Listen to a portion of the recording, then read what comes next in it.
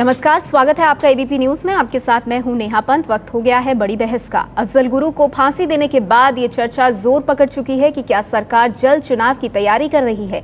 जल्द चुनाव की बात करने वाले तर्क दे रहे हैं कि हाल के दिनों में सरकार ने जिस अंदाज में ताबड़तोड़ फैसले लिए हैं, उससे यही लग रहा है कि वो चुनाव का ऐलान करने से पहले अपने पक्ष में हवा बनाने की तैयारी कर रही है। 21 नवंबर कसाब को फांसी, 9 फरवरी अफजल गुरु को फांसी। महज 80 दिनों के भीतर सरकार ने देश के उन दो बड़े दुश्मनों को फांसी के फंदे पर लटका दिया जो आगामी लोकसभा चुनाव में बीजेपी के बड़े चुनावी मुद्दे बन सकते थे। कानून ने अपना काम किया है और कानून के मुताबिक फांसी दी गई है।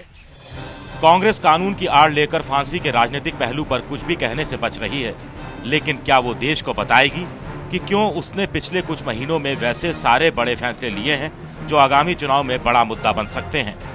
31 जनवरी को लोकपाल बिल की मंजूरी और इस बजट सत्र में बिल को पास कराने की पूरी तैयारी। 3 फरवरी को रेप विरोधी बिल पर अध्यादेश और इस बजट सत्र में कानून लागू करने की पूरी तैयारी। भूमि अधिग्रहण बिल, खाद्य सुरक्षा बिल, पेंशन और बीमा क्षेत्र में सुधार संबंधी बिल अंतिम रूप से तैयार और इस बजट सत्र में सबको पास कराने की तैयारी।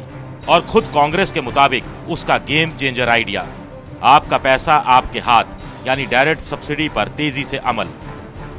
सरकार जिस ताबड़तोड़ अंदाज में सारे बड़े फैसले ले रही थी, उसी से जल्द चुनाव की बात होने लगी थी। और अब अफजल को फांसी देने के बाद कांग्रेस जिस अंदाज में बीजेपी पर हमला कर रही है, उससे जल्द चुनाव की खबर को और ज्यादा बल मिल रहा है।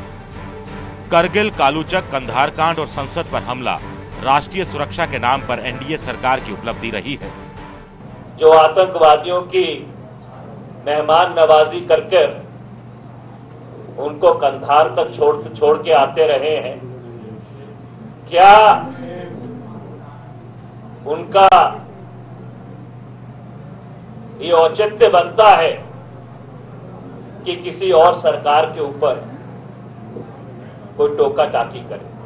जहां तक उन्होंने बात कही है कंधार की, वो एक पीड़ादायक प्रसंग है। आप भी जानते हैं 200 निर्दोष हिंदुस्तानियों को बचाने के लिए दबाव में सभी पार्टियों की सहमति से वो कार्रवाई की गई। आतंकवाद के मुद्दे पर कांग्रेस और बीजेपी जिस अंदाज में एक दूसरे पर निशाना साध रहे हैं, क्या उससे आपको नहीं लगता कि दोनों दल चुनाव मैदान में उतरने से पहले दंड बैठक कर रहे हैं?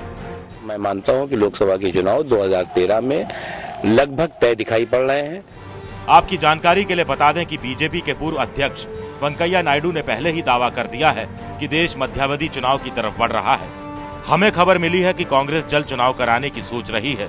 चुनाव मानसून सत्र के बाद कभी भी हो सकता है। कुछ इस तरह की भविष्यवाणी मुलायम सिंह यादव की भी है। मुलायम सिंह ने 4 फरवरी को अपने कार्यकर्ताओं को संबोधित करते हुए कहा था, मुझे पता चला है कि बजट के बाद लोकसभा चुनाव का ऐलान हो जाएगा। बहुत हुआ तो चुनाव सितंबर तक टल सकता है। समाजवादी पार्टी के लोग वोटर लिस्ट तैयार रखें और नेता अपने चुनाव क्षेत्र में मेहनत करें। तो सवाल यही उठ रहा है कि एक के बाद एक लगातार अहम फैसले जो सरकार ले रही है, क्या चुनाव की तैयारी में जुट गई है सरकार? हमारे साथ सभी खास मेहमान आज की इस चर्चा में मौजूद हैं। हमारे साथ मौजूद हैं बीजेपी नेता विजय गोयल जी, साथ ही टीएमसी सांसद विवेक गुप्ता जी हमारे साथ मौजूद हैं। वरिष्ठ पत्रकार दिबांग हमारे साथ इस चर्चा में जुड़ गए हैं। कांग्रेस नेता प्रभात ठाकुर हमारे साथ इस चर्चा में मौजूद हैं। मेरे वरिष्ठ सहयोगी विजय विद्रोही हमारे साथ इस चर्चा में मौजूद हैं। इसके अलावा बीजेपी नेता विजय गोयल साहब हमारे साथ इस चर्चा में जुड़ गए हैं और समाजवादी पार्टी के नेता नरेश अग्रवाल साहब भी इस चर्चा में हमारे साथ जुड़ गए हैं। आप सभी का स्वागत है। मेरा पहला सवाल आपसे प्रभा जी, जिस तरह से एक के बाद एक अहम फैसले कांग्रेस की सरकार ले रही है, 80 दिनों के भीतर कसाब और अफजल गुरु को फांसी दे दी गई। इसके अलावा आर्थिक मोर्चे पर आपने जिस तरह से फैसले लिए हैं और लोक लुभावन योजना, आपका पैसा आपके हाथ, डायरेक्ट कैश ट्रांसफर, इन तमाम योजनाओं को लेकर जिस तरह से सरकार हरकत में आई है, सवाल उठ रहा है कि क्या चुनाव से पहले की तैयारी कर रही है सरकार?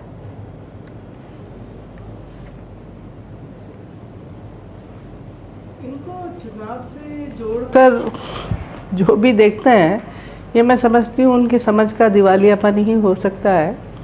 अफजल गुरु की फांसी करीब 11 वर्ष से उनकी दया याचिका विचाराधीन राष्ट्रपति के यहाँ थी और 11 वर्ष में 5 साल पहले 4 साल पहले भी एक लोकसभा चुनाव हो चुका है। उससे पहले ये हादसा हुआ था कब, जब एनडीए की सरकार थी, भारतीय जनता पार्टी की सरकार थी, तब अफजल गुरु ने संसद पर हमला किया था। नहीं आप मत बनाइए प्रभा जी, वो सब जानते हैं। प्रभा जी अभी पिछले आज हम बात कर रहे हैं कि पिछले 6 महीने पहले तक आपकी सरकार के बारे में कहा जाता था कि ये पॉलिसी पैरालिसिस की शिकार है, और अब अचानक इतने बड़े बड़े ताबड़तोड़ फैसले हो रहे हैं, तो ये क्या चुनाव की तैयारी? हम ये सवाल आपसे जानना चाह रहे थे। नहीं प्रभा जी ये बताइए, राष्ट्रपति जी ने दया याचिका खारिज की है। नहीं प्रभा जी, ये सिर्फ अफजल गुरु की फांसी का सवाल नहीं है, वो एक कदम है, उसके अलावा जितने कदम आपने लिए। प्रभा जी सुन लीजिए, मैम सुन लीजिए, मुझे आवाज नहीं आ रही जी। चलिए प्रभा जी, मैं आपके पास बाद में आऊंगी, आगे आपसे बात को आगे बढ़ाएंगे, लेकिन हमारे साथ बीजेपी के इसको चुनाव से जोड़ के प्रभा जी आप सुन सकती हैं हमें? बड़ी अजीबोगरीब बात। प्रभा जी आप सुन सकती हैं हमें? बीजेपी को तो स्वागत करना चाहिए ना, वो इतना दुखी क्यों लगता है प्रभा जी तक हमारी आवाज नहीं पहुंच रही। हम फिर से ये सवाल उनके सामने रखेंगे, लेकिन विजय गोयल साहब मेरा ये सवाल आपसे भी, प्रभा ठाकुर का ये कहना कि इसको चुनावी तैयारी से जोड़कर इन फैसलों को नहीं देखा जा सकता, ये तो एक सरकार को फैसले लेने ही होते हैं और उसी तर्ज पे ये फैसले सरकार ले रही है।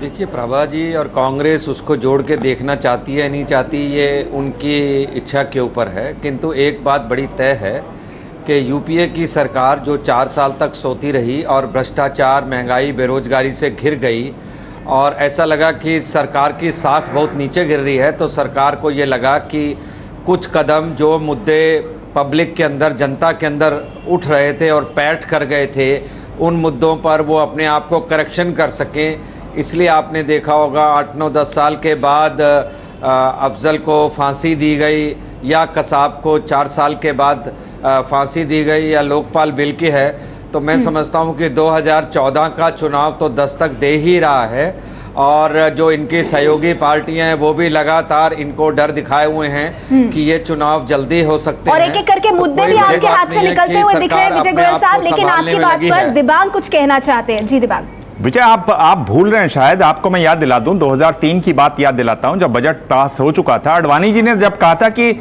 हमारा जो देश है यहां चुनाव तो पूरे साल चलते रहते हैं, 5 साल चलते रहते हैं, और जितनी भी सरकारें रहती हैं, और केंद्र में आपकी सरकार थी, वाजपेयी सरकार थी, उन्होंने कहा कि हमें हर बार हर फैसले पे सोचना पड़ता है, पूरे 5 साल हमें सोचना, 4 साल सोचना पड़ा कि हम कौन सा फैसला करें और न करें, क्योंकि राज्यों के चुनाव हैं जो बहुत महत्वपूर्ण है, जो बीजेपी के लिए थे। और उनका तो सुझाव यह था कि बड़े चुनाव, यानी जो लोकसभा के चुनाव हैं और विधानसभा के चुनाव हैं, वो जैसे 52 में हुए थे उसी तरह से करने चाहिए। तो आप ये क्यों भूल जाते हैं? आप विपक्ष में हैं तो क्यों भूल जाते हैं कि आप भी सत्ता में थे और ये आप भी झेले हुए हैं? इसमें बुराई क्या है अगर सरकार ऐसे कर रही तो दिबांग, मैंने तो कोई बुराई बताई नहीं, मैंने तो कहा सरकार अपने आप को करेक्ट कर रही है। जो सरकार ने पहले फैसले नहीं लिए, अब वो फैसले ताबड़तोड़ लेने के लिए किसी तरीके से, चाहे वो जनता के मुद्दे का हो, चाहे वो बीजेपी के मुद्दे का हो, अब अगर मान लीजिए महंगाई है और महंगाई पे बीजेपी खिलाफ में बोल रही है और जनता उससे ग्रस्त है, और कल को महंगाई कम होती है तो आप क्या कहेंगे? बीजेपी का एक मुद्दा छीन लिया, वो तो जनता के मुद्दे हैं। मैंने तो किसी बात पे कोई ऐतराज नहीं किया, लेकिन विजय जी इसको दूसरे नजरिए से भी तो देखा जा सकता है। एक के बाद एक सरकार जो फैसले ले रही है, तो जिन सवालों पर आप सरकार को कटघरे में खड़ा करते थे, अब सरकार अपनी छवि सुधारने की कोशिश तो कर रही है ना, तो इसीलिए कहा जा रहा है कि एक के बाद एक मुद्दे विपक्ष के बाद भी पास भी खत्म करने की कोशिश कर रही है सरकार ऐसे फैसले लेकर। पर आप देखिए ना, जो सरकार का मुख्य मुद्दा है वो है भ्रष्टाचार, और दूसरा मुद्दा है बड़ा महंगाई, जो कि सीधा सीधा लोगों के मनों पे छूता है। उस फ्रंट पे कुछ हो नहीं रहा, तो बाकी फ्रंट पे तो लोगों की बात में है। पहले लोग चाहते हैं महंगाई और भ्रष्टाचार समाप्त हो, उसके बाद लोग लोकपाल की बात करेंगे, उसके बाद दूसरी बात करेंगे, किंतु उस बड़े मुद्दे के ऊपर सरकार ना कुछ कर पाई है और ना कुछ करती दिखती है। चलिए ठीक है, लगातार सरकार अहम फैसले ले रही है, क्या ये चुनाव की तैयारी है? हमारे साथ सभी खास मेहमान मौजूद हैं। हमारे साथ नरेश अग्रवाल साहब भी मौजूद हैं, समाजवादी पार्टी के नेता। नरेश जी, अब से कुछ वक्त पहले समाजवादी पार्टी के नेता मुलायम सिंह यादव भी ये बात साफ कर चुके हैं कि बजट सत्र के बाद नहीं तो सितंबर तक इसी साल लोकसभा चुनाव हो जाएंगे। जब उन्होंने ये बात कही तो उसके पीछे अहम कारण क्या है? आप बहुत अहम सहयोगी दल हैं, आपने क्या सोचकर ये बात कही? देखिए, जो परिदृश्य राजनीतिक सामने आ रहा है उससे कोई भी आदमी नहीं कह सकता है कि चुनाव नहीं होंगे। और ये मध्यावधि चुनाव नाम होगा, लेकिन ये आम चुनाव की तरह है, क्योंकि अगर 2014 में भी आम चुनाव शुरू होंगे तो फरवरी से चुनाव की तैयारी शुरू हो जाएंगी, और अगर मध्यावधि चुनाव होगा तो वो भी अक्टूबर में होता, 4 महीने का केवल अंतर है। लेकिन जिस तरीके से राहुल गांधी जी को प्रोजेक्ट करके जो फैसले लिए जा रहे हैं, ये फैसले इस बात को सीधे सीधे प्रदर्शित करते हैं, दिखाते हैं कि आम चुनाव या मध्यावधि चुनाव के लिए कांग्रेस भी तैयार है पूरी तरीके से। और दूसरी, कांग्रेस सामने जो परिस्थिति है कि 5 राज्यों के जो अक्टूबर में चुनाव होने जा रहे हैं, उन राज्यों में कांग्रेस की स्थिति ठीक नहीं है। अगर वहां विधानसभा के चुनाव में कांग्रेस हारती है तो लोकसभा में कांग्रेस वैसे भी और खराब स्थिति में खड़ी होगी। तो कांग्रेस में अंदरूनी रूप से तय हुआ है कि मध्यावधि चुनाव के लिए चला जाए और 2013 में सितंबर अक्टूबर में चुनाव करा दिए जाएं। इस बारे समाजवादी पार्टी इससे ज्यादा, नरेश जी, इससे ज्यादा मुझे लगता है बेचैनी आपकी पार्टी में है। आपकी पार्टी चाहती है कि जितनी जल्दी अभी चुनाव हो जाए उतना फायदा आपको मिल सकता है। देर से चुनाव हुए तो एंटी इनकम्बेंसी और दूसरी फैक्टर्स आपको थोड़ा नुकसान पहुंचा सकते हैं। आपका टारगेट तो 80 में से 60 का है। देखिए, 4 महीने बाद चुनाव हो या 4 महीने पहले हो, अगर अक्टूबर में नहीं होगा तो फरवरी से चुनाव प्रक्रिया शुरू हो जाएगी। जो पिछली बार भी जब चुनाव हुआ था 2009 में, तो फरवरी से 7 राउंड की प्रक्रिया शुरू हुई थी जो मई तक चली थी। तो कोई 4 महीने में हमारे ऊपर इनकम्बेंसी का अंतर नहीं पड़ता है। हम तो चुनाव के लिए तैयार है, हमने कैंडिडेट घोषित कर दिए हैं। लेकिन जो स्थिति आ रही है हम जानते हैं जी। नरेश जी, आप देखिए, पिछली बार जो हुआ था, बीजेपी ने जो चुनाव हैं वो पहले करवा लिए थे। हालांकि वाजपेयी जी लगातार कह रहे थे कि हम जब चुनाव समय पर ही करवाएंगे। पिछली बार जब वाजपेयी की सरकार थी, और उन्होंने इसलिए पहले करवा लिए थे क्योंकि चार राज्यों के चुनाव में बीजेपी का बड़ा अच्छा प्रदर्शन रहा, तो उन्होंने 4 महीने पहले करवा लिए। पर कहां है बीजेपी? अब तो अपोजिशन में बैठी हुई है इतने सालों से। नहीं, आप खुद इसको देख ले, 2009 में बीजेपी नहीं थी, यूपीए फर्स्ट सरकार थी। 2004 यूपीए फर्स्ट सरकार ने जो 2004 नहीं 2009 की मैं बात कर रहा हूं। 2009 में जो चुनाव हुए थे, जनरल चुनाव, वो फरवरी में शुरू हुए थे और 13 या 14 मई को समाप्त हुए थे। 7 राउंड में चुनाव हुए थे। जी। तो मार्च, अप्रैल और 15 मई 2.5 महीने में हुए थे। तो अगर अक्टूबर के बाद फरवरी से चुनाव करें तो ही 4 महीने का अंतर रह जाता है। तो कोई बहुत बड़ा अंतर नहीं जो उसको मध्यावधि चुनाव एक तरीके से कहा जाए। इसी मारे मैं कह रहा हूं कि 2013 में उन राज्यों के चुनाव के साथ कांग्रेस चाहती है कि लोकसभा का भी चुनाव हो जाए। ठीक है, तो आप कह रहे हैं इसीलिए सरकार ये फैसले ले रही है ताकि इसका फायदा भी सरकार को मिले। लेकिन जो अहम बिल कतार में लगे हैं, जिनको पास सरकार करवाना चाहिए बजट सत्र में, वहां आप कितना साथ देंगे सरकार का? इस पर भी मैं आपसे सवाल पूछूंगी। लेकिन उसके साथ ही हमारे साथ विवेक गुप्ता जी भी मौजूद है। बहुत संक्षेप में आपसे जानना चाहूंगी विवेक जी, आपकी पार्टी ने भले ही सरकार का साथ छोड़ दिया हो, लेकिन उसके बावजूद कई अहम फैसले सरकार ने लिए हैं और सफलता पाई है। क्या लगता है आपको इन फैसलों को चुनावी तैयारी से जोड़कर देखा जाए?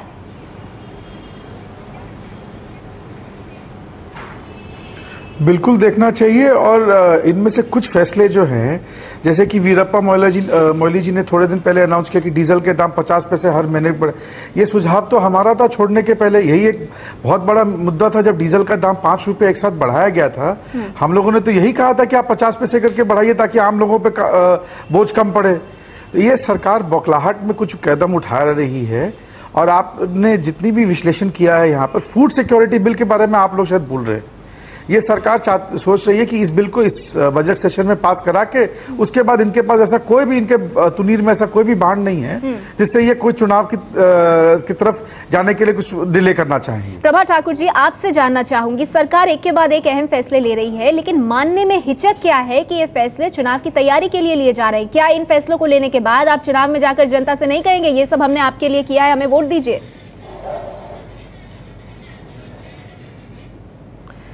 देखिए, 2 अलग अलग बातें आप यहाँ पे मिला रही हैं नेहा जी, कि चुनाव में जाके आप ये नहीं कहेंगे। चुनाव में जाके तो वो उन फैसलों के बारे में भी कहा जाएगा जो पिछला चुनाव होने के बाद तत्काल सरकार ने पहले वर्ष में लिए थे। कांग्रेस की जो हमारी ये जो कांग्रेस नीति यूपीए सरकार है, ये अपने घोषणा पत्र के अनुसार जो संयुक्त घोषणा पत्र के और उसके अनुसार फैसले ले रही है एक एक करके। लेकिन प्रभा जी ये बताइए कि आप सत्ता में दोबारा आए 2009 में, तब से लेकर अब तक का वक्त क्यों लगा? अभी लोकपाल, अभी भूमि अधिग्रहण, अभी कैश फॉर ट्रांसफर, ये सारी चीजें एक के बाद एक अभी क्यों आ रही है? तो यूपीए 1 की तरह के समय से अटका हुआ है। यूपीए 1 से भी पहले एनडीए के टाइम में हुआ था ना अफजल गुरु वाला कांड, तो फिर हमारी सरकार को अगर चुनाव का ही लाभ लेना था तो पिछली जब यूपीए सरकार थी 5 साल तक वो चली, तब क्यों नहीं ऐसा हुआ, ये फैसला हुआ? क्योंकि ये फैसला जब दया याचिका के तहत राष्ट्रपति का अधीन हो गया। एनडीए सरकार के समय में हमला हुआ था अफजल गुरु का, उन्होंने तो फांसी की सजा देने की कोई जल्दबाजी दिखाई नहीं। दया याचिका राष्ट्रपति के विचाराधीन रही। अब राष्ट्रपति जी ने जब खारिज की तब वो गृह मंत्री ने तत्काल दस्तखत किया और उस पर 2005 में जाके तो सुप्रीम कोर्ट ने फैसला सुनाया, तब तक आपकी सरकार आ चुकी थी। बात की खुशी है कि एक न्याय मिला है, शहीदों के परिवारों को खुशी है कि न्याय मिला है, लेकिन इस बात को लेकर के भी बीजेपी आफत मचाए हुए है कि ये तो चुनाव के लिए लाभ लिया गया है। विजय गोयल जी ये बताइए, ये जो सरकार एक के बाद एक अहम फैसले ले रही है और ये जो ताजा अफजल गुरु को फांसी दी गई है, विजय गोयल जी आपको लगता है इन फैसलों को लेने के बाद सरकार कहीं ना कहीं मुख्य विपक्षी पार्टी को भी बैकफुट पर लाने की कोशिश कर रही है? क्योंकि सूचना प्रसारण मंत्री मनीष तिवारी ने, विजय गोयल जी, ये कहा है कि करगिल, कालूचक, कंधार कांड और संसद पर हमला राष्ट्रीय सुरक्षा के नाम पर एनडीए सरकार की उपलब्धि रही है। अभी से उन्होंने इन फैसलों का फायदा लेना शुरू कर दिया है। विजय जी, यहाँ सबसे बड़ी बात यह है कि जिन फैसलों को आप ताबड़तोड़ फैसले कह रही हैं, मैं उनको कोई फैसले नहीं कह रहा कि उस सरकार ने लिए हैं। अगर 12 साल के बाद अफजल गुरु को फांसी दी जाती है तो जनता इस बात को भूलती नहीं है कि इस सरकार ने किन कारणों से उस फांसी को अब तक रोका हुआ था, और जिन कारणों से फांसी को रोका हुआ था अब वो कारण क्या सरकार का पीछा छोड़ देंगे, ये सरकार को देखना पड़ेगा।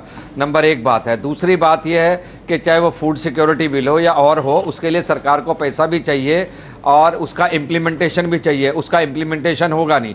तीसरी बड़ी बात यह है जो आज आर्थिक विकास की दर इतनी नीचे आ गई है, महंगाई की दर इतनी ऊपर आ गई है, जो भ्रष्टाचार और महंगाई है, सरकार उसका सामना कैसे करेगी ये नहीं पता। अभी प्रभा जी जो प्रश्न उठा रहे हैं कि हमने क्यों नहीं उसको सजा दे दी, फैसला ही अफजल गुरु का 2005 के अंदर आया था, तो हमारे फैसले, हमारा सजा देने का कोई मतलब नहीं था। और जो कंधार की ये बात बार बार उठाते हैं, यही लोगों को बार बार भेजकर इस बात की बात कर रहे थे कि भाई 100 लोग उसके अंदर फंसे हुए हैं, कुछ करिए कुछ करिए।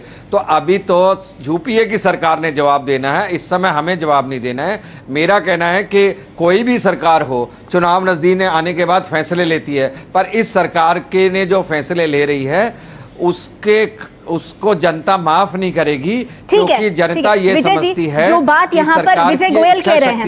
जी ठीक है विजय गोयल जी, आपने अपनी बात कह दी, लेकिन विजय विद्रोही आपसे जानना चाहूंगी, जो बात विजय गोयल कह रहे हैं कि जो फैसले सरकार ने लिए इसका फायदा सरकार को चुनाव में नहीं मिलेगा, आपको क्या लगता है?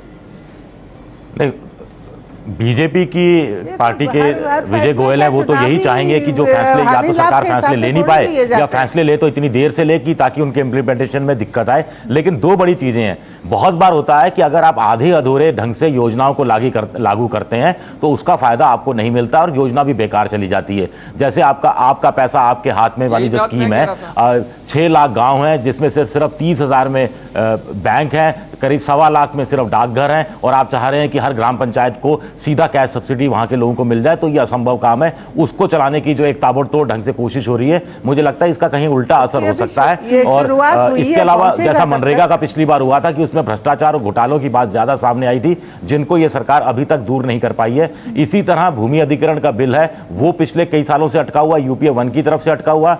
खाद्य वाला जो है उसके लिए अगले साल से तो उसके लिए पैसा जुटाने का सिलसिला शुरू होगा, लेकिन छवि बदलने के लिए कम से कम ये ऐसी योजनाएं हैं जिसको सरकार चाहेगी कि इस बजट सत्र में, जो कि मुझे लगता है आखिरी उनके पास एक सत्र होगा जिसमें इन योजनाओं को अगर वो लागू करना चाहती है, और इसमें बड़ी बात ये होगी क्या बीजेपी सरकार का सहयोग करेगी ऐसी योजनाओं को लागू करने में, क्योंकि बहुत सारे पेंशन का बिल है और बीमा वाला बिल है, वो बिना बीजेपी के सहयोग के सरकार पास नहीं करवा पाएगी। बिल्कुल, इसका जवाब मैं विजय गोयल जी से लूंगी, लेकिन उससे पहले दिबांग आपसे जानना चाहूंगी, जिस रफ्तार से सरकार अब एक के बाद एक अहम फैसले ले रही है, क्या इससे चुनावी नैया सरकार की पार लगेगी? देखिए, इस तरह के जो फैसले सरकार लेती है खासतौर पर आखिरी मोमेंट में, वो कभी भी पक्का नहीं है कि ये कह सकते हैं कि भाई इसका फायदा ही होगा। जैसे आप साल भर ना पढ़ें और आखिर में 1 महीने खूब पढ़ाई करते रहें 15 दिन, तो डिपेंड करता है, अगर आपका पेपर आपने जो पढ़ा हुआ वो आएगा तो आप हो सकता है नंबर ले जाएं, वरना बहुत मुश्किल है। पर हो क्या रहा है, ये जो बात कही जा रही है कि भाई अभी फैसले ले रहे हैं, पर अब नेहा आप देखें कि चुनाव, जो बात मैं पहले कह रहा था कि चुनाव हमारे देश में लगातार चलते रहते हैं, हर साल 3-4 बड़े राज्यों में, अहम राज्यों में चुनाव हो जाते हैं, तो सरकारें जो भी फैसला लेती हैं उन चुनावों का भी ध्यान रखती है कि वहां भी उसका गलत असर या उल्टा असर न पड़े। तो एक ये बात भी है कि ऐसा नहीं है कि ये फैसले अभी लिए जा रहे थे, पहले नहीं लिए जा रहे थे और अब लिए गए हैं तो इनका एक असर पड़ेगा। एक बात ये ध्यान रखने वाली है। दूसरी बात मुझे लगता है कि कहा जा रहा है कि कांग्रेस अच्छा नहीं करेगी 3-4 राज्यों के जो चुनाव हो रहे हैं वहां पर, ऐसा अंदेशा है, तो मुझे नहीं लगता कि उसका बहुत ज्यादा असर पड़ेगा जो भी लोकसभा के चुनाव होंगे, और मेरे ख्याल से उसको जोड़कर नहीं देखेंगे। जितने भी जो भी पोल सर्वे आ रहे हैं, जो एबीपी न्यूज में भी पोल सर्वे आया, उसमें कांग्रेस की हालत लगातार खराब होती जा रही है, बदतर होती जा रही है। तो इस हालत में क्यों जाएगी वो चुनाव में पहले, ये भी एक बहुत बड़ा सवाल है। बड़ी रोचक स्थिति यह है कि अगर आप 2003 में जिस तरह की बातचीत बीजेपी वाले कर रहे थे, अगर वो देखें तो वही बातचीत आज यूपीए कर रही है। तब बीजेपी वाले चाह रहे थे कि चुनाव जल्दी हो जाएं ताकि जो विपक्ष है, यानी जो कांग्रेस जब विपक्ष में था, वो एकदम कटा हुआ रहे, एक साथ एकजुट ना हो पाए। यही भाव आज कांग्रेस में है कि जल्दी हम लोग चुनाव करवा लेते हैं ताकि मोदी और उनके साथ जो टीम है और जो सहयोगी दल उनके साथ आएंगे वो अपनी तालमेल एक साथ न बना पाए और हम लोग चुनाव कर लें। लेकिन दो बातें मैं कहता हूं कि कांग्रेस के लिए महंगाई का मुद्दा और बीजेपी के लिए कंधार क्यों गए थे उनके एक मंत्री, क्यों उन्होंने छोड़ा था एक आतंकवादी को, इसका कोई जवाब उनके पास है नहीं। नरेश अग्रवाल जी, आपकी पार्टी बहुत अहम सहयोगी है यूपीए की। नरेश अग्रवाल जी शायद हमारे साथ मौजूद नहीं है, उनसे मैं आगे बात करूंगी। लेकिन विवेक गुप्ता जी, आपसे जानना चाहूंगी, आपने कहा कि सरकार एक के बाद एक अहम फैसले ले रही है, आपने खाद्य सुरक्षा बिल की भी बात की, तो ये तो आप मानेंगे कि देर से ही सही, लेकिन चुनाव से पहले सरकार अब हरकत में आ गई है, एक के बाद एक फैसले ले रही है, और अगर पार्टियों का समर्थन प्राप्त होता है तो हो सकता है ये फैसले जो हैं ये पारित हो जाएं बिल, और सरकार की छवि जो है वो मजबूत हो। लग रहा है आपको कि जल्दबाजी कर दी आपने सरकार का साथ छोड़ने में, क्योंकि इसका फायदा जो सरकार को मिलेगा, अगर सरकार के साथ आप रहते तो इसका फायदा आपको भी मिलता। और ये बिल टीएमसी की वजह से भी अटके हुए थे। जी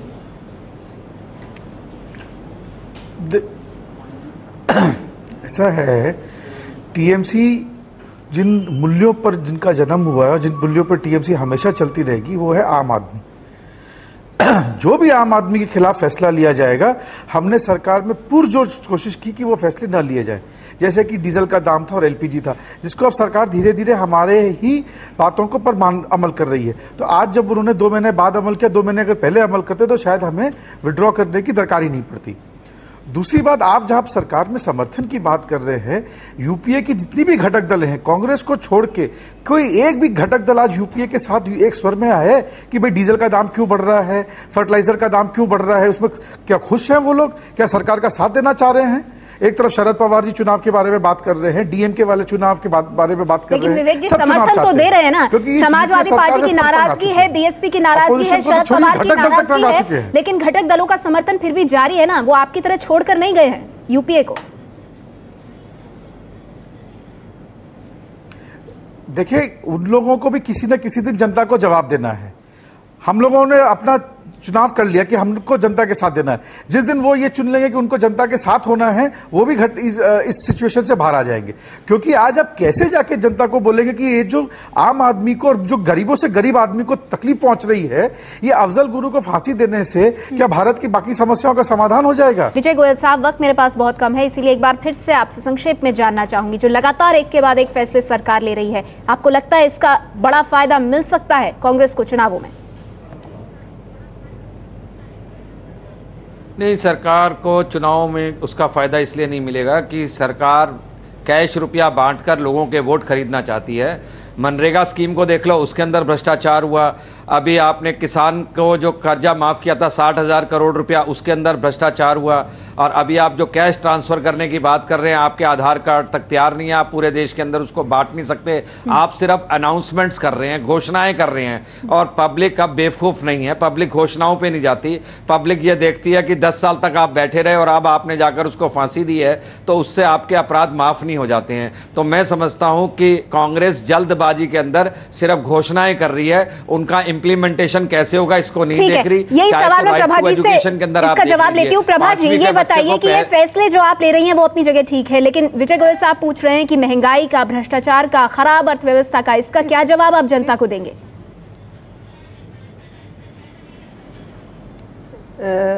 विजय गोयल साहब से मैं क्या कहूं, एनडीए सरकार के समय का प्रकरण तहलका का एक विश्वव्यापी भ्रष्टाचार जो विश्व में प्रसिद्ध हुआ, विश्व प्रसिद्ध भ्रष्टाचार, वो शायद भूल गए होंगे। और जो कुछ भी टीवी पर देखा था उनके अध्यक्ष को पैसा लेते हुए, वो सारा भ्रष्टाचार वो भूल गए। बल्कि उन्हीं के अध्यक्ष महोदय ने जो उत्तर प्रदेश में हमारी बात मत करिए, कुशवाहा जी को जो लिया था जिन्हें भ्रष्टाचार, वो भूल गए। अब आप छोड़िए, आप भ्रष्टाचार की बात जो कह रहे हैं जनता नहीं देगी, आपका काम है। देखिए हमारी कांग्रेस जनहित के काम करती रही है, आपसे जानना चाहूंगी कितना फायदा आपको लगता है फैसलों का मिलेगा कांग्रेस पार्टी को? पहले आया था एफडीआई का फैसला हुआ है। आपसे मेरा सवाल, ठीक है प्रभा जी आपने अपनी बात कह दी। विवेक जी कितना फायदा मिलेगा सरकार? नेहा जी मैं आपसे पूरी तरह सहमत हूँ कि नेहा जी मैं आपसे पूरी तरह सहमत हूँ कि भ्रष्टाचार और धीरे धीरे पूरे देश तक ये पहुँचेगी। जी विवेक जी संक्षेप में, जिस तरह की नरेगा, नेहा जी प्रभा जी को शायद दिखाई नहीं दे रहा है, मगर जनता दो बहुत। जी बोलिए। जनता साफ देख, आधार कार्ड तो तब पहुंचेगा प्रभा जी जब पहले गांव में बैंक होगा या बैंकिंग की सुविधा होगी। नेहा जी मैं आप लोगों से पूरी तरह सहमत हूं कि भ्रष्टाचार और महंगाई ये दो ऐसे सवाल है जिनके पास कांग्रेस का कोई जवाब नहीं है। कांग्रेस इनके प्रति सिर्फ घोषणाएं करती जा रही है, मगर कहीं कोई जवाब देने की पोजीशन में नहीं है। और जनता जो है बुरी तरह त्रस्त है और उसका जवाब कांग्रेस में देखिए, कांग्रेस ने दूसरों की बात भी सुननी होगी। दिव्यांग बहुत संक्षेप में, क्या इन फैसलों से सरकार अपने पक्ष में हवा बना पाएगी? मुफ्त घर देने के बाद एक तो कांग्रेस की क्या दुर्गति हुई है?